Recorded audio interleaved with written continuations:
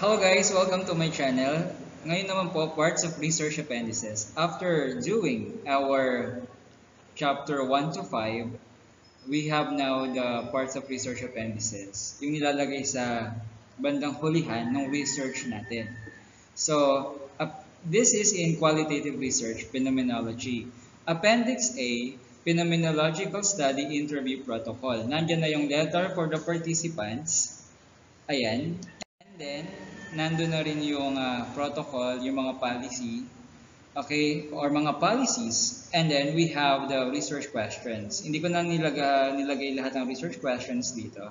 Pero this is open-ended questions. Okay, kasi this is qualitative. Okay? Now, parts of research appendices pa rin, including appendix B natin, yung sinagot na siya nung participants. Ikinolong-column mo na siya. So, question number 1, what is your age? And then, dahil optional naman, nilagay mo na lang male or female. Ayan. Okay? So, and then yung question number 2, so, after writing their answers, tinranscribe mo siya, and then tinranslate mo siya sa English. Okay? Now we have research question number 2. Ayan yun, sample natin.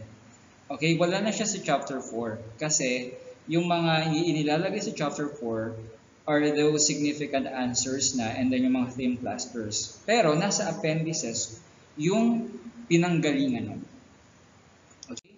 Next, we have the question number 10. Hindi ko na nilahat. Meron tayo diyang 3, 4, 5, 6, 7, 8, 9, and then question number 10. Inisa-isa niya yun.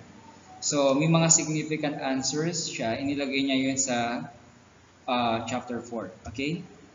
Next, we have the curriculum vitae, yung resume nyo. Ayan, personal information.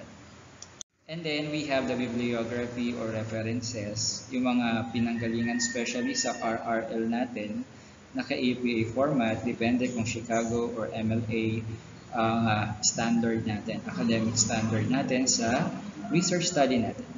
Okay, that's all for now. I hope that you learned something from me. Bye everyone.